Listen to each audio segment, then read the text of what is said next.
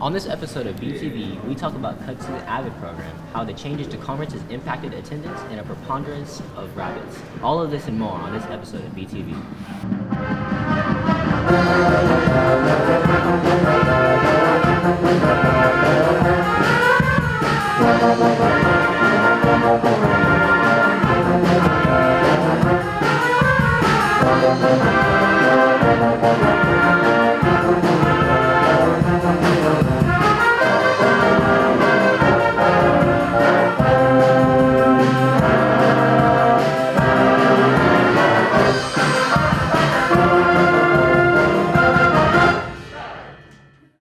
Welcome back to this episode of BTV. I'm your anchor, Tina Thompson. And I'm your co-anchor, Noah Wiggins.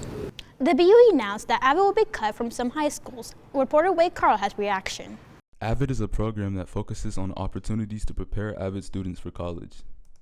AVID's a program that students have to apply to get into, and then once they're in, we really focus on raising their chances to get into college and get into good colleges and get scholarships. So, we work on those skills needed for college. We take a lot of field trips to colleges, work on a portfolio of stuff colleges are gonna look at, ACT practice, so much stuff, just trying to help them get into a good college.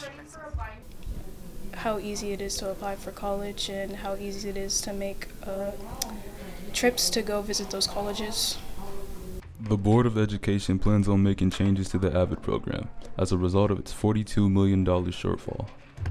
In the high schools, AVID is now only going to be in 4 schools: South, East, Heights, and North. So they're kind of consolidating the AVID program to just those 4 high schools. Students we spoke to say the class helped them further develop college-level social skills as well as opportunities. I feel like it shouldn't be cut because it's helped me develop self-confidence and make new friends and develop more opportunities for college. Current AVID students are unaffected by this change and will finish AVID their senior years. For BTV, I'm Wade Carroll. Thanks, Wade. Hopefully that'll be the last of major cuts.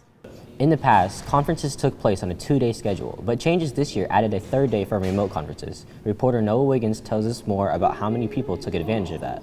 After the switch to a 3-day conference schedule, administration noticed an increase in attendance. Attendance was way up this year, actually. I think we did a really good job of advertising it, and parents were really interested in seeing the changes that we've had with Southeast this year, so it was really good. Teachers we spoke to did not see such an increase in attendance numbers. 4. 4, okay. And 2 of those were Teams meetings, so only 2 people were actually in the building. Even though fewer parents showed up, many teachers still believed it was very beneficial. That was the only day that parents that work at night could make it, so we had to give them an opportunity on Friday to come from 8 to 3 o'clock as well. Despite these positive benefits, Timish questions the effectiveness of conferences. I'm not sure that parent-teacher conferences still share the importance that they used to.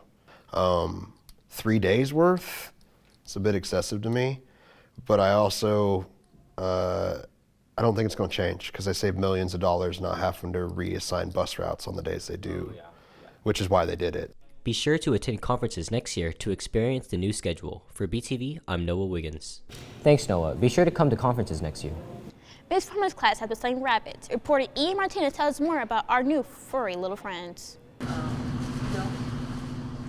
Miss Farmer recently purchased rabbits from Winfield and Arc City, which she has been using for her animal science and ARCA science classes. We teach different things like grooming, we teach nail clipping, we teach how to clean out ears, different types of things that you would do on a lot of different animals. I think they're cute. They stink sometimes, but we usually use them for grooming.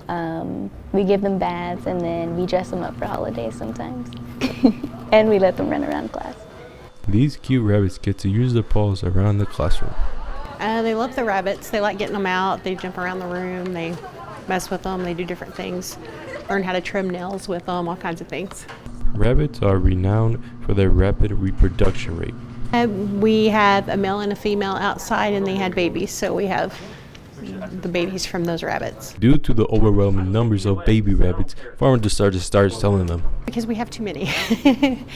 We had 2 litters really quick to get close together. We weren't planning on that, so we have a few that we are selling. We're selling them for $30, and which is really cheap for that breed of rabbit, and the money just goes back into our FFA account. Before buying a rabbit, consider the long-term commitment. If they want to buy a rabbit, they need to make sure they have the right cage, because these rabbits can get up to 15 pounds, so they can't use a really small cage. Weekly or every other week, which is like changing their bedding, making sure they have food and water. They have to do that daily, but you have to buy it quite often. If you are interested in buying a rabbit, then talk to Miss Farmer at room number G112 for BTV. I'm Ian Martinez.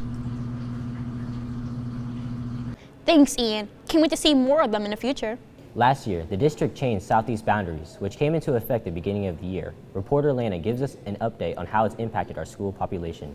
Earlier this year, we told you that Southeast population had decreased after the changes the district made to our boundary area. But at that time, the district wasn't ready to say those changes were the cause of the decrease. We expected to see a decline in enrollment, and that is what we ended up seeing as I look at the data currently. Last year, there were about 2,662 students that resided in the total Southeast boundary. And this year we see 2,368. Now the district is confident enough to say the boundary changes led to the population decrease. Definitely saw the decline that we were anticipating in terms of the total number of kids that reside within your boundary. The district is confident that the decrease isn't a fluke and should continue to keep our population lower. Actual sign, again, as I look deeper into the data and I looked at the reduction of the number of kids that live in the boundary, it pretty much correlates with the number of students that were moving. And for BTV, I'm Lena Wynn. Thanks, Lana. It certainly has felt emptier in this building this year. Southeast recently held our annual Multicultural Fair on March 1st. Our guest reporter, Junie Dang, tells us about the event.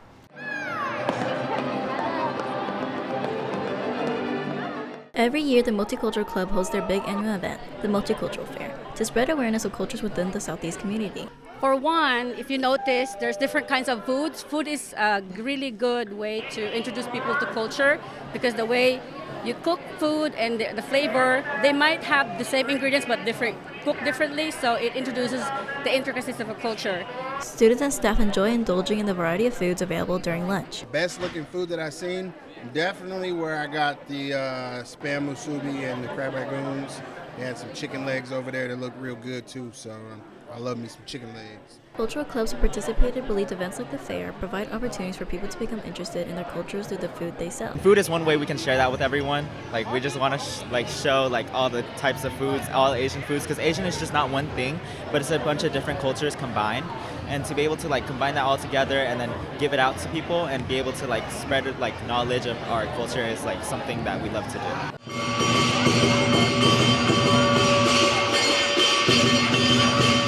Later in the day, students could attend the performance portion of the fair.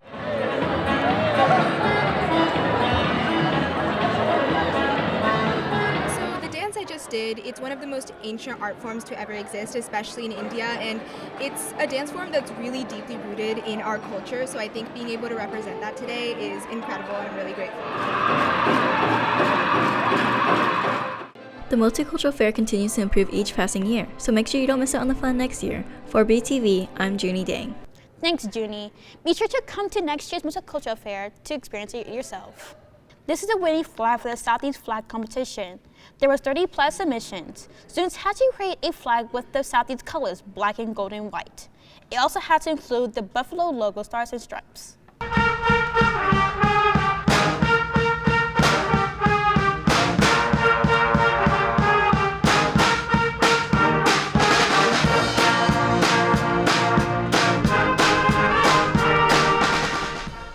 Welcome back to Sportscast. I'm your sports anchor, Cam Myers, and let's get straight into some spring sports highlights. Girls soccer had an alumni scrimmage before the start of the season. Unfortunately, the number of alumni was low, so there was a JV versus varsity scrimmage instead. They started their season away at Bishop Carroll, where they unfortunately lost 11-1. The goal was by Aurora Delgado. At the Titan Classic, they went up against Topeka Care Parvell Latin School and lost 1-0. Then lost again to East 2-1. The goal was by Kayla Methman. They will play Dodge City on March 30th for the last game of the tournament. Track started their season with their home meet. Boys took 4th overall. Dejan Colbert placed 2nd in the 100-meter dash and 1st in the 200-meter dash. The 4x1 team took 2nd. In the 800-meter run, Brandon Pollard placed 5th. The girls placed 5th overall. Sydney German took 4th in the shot put. The 4x2 team took 2nd. And Emma McCormick took 3rd in the 100 and 1600 meters. Tennis start their season at North where they won 5-4. The players who won their matches were Jackson Junker, Anthony Nguyen, Jordan Hong, Stephen Nguyen, and Hong Vu. At the Valley Center tournament, Jackson Junker won 1st singles and Vin Bowie won 2nd singles. Baseball started their season with a doubleheader against North on March 20th. They lost the first game 19-5, but won the second one 10-2. In their next game against Arc City High School on the 22nd, it was a close game, but they unfortunately came up just short 6-5. After a delay, softball started their season versus Junction City on March 28th. Unfortunately, they lost both of their games in a doubleheader. They will be back on April 2nd versus North at Two Rivers Youth Complex.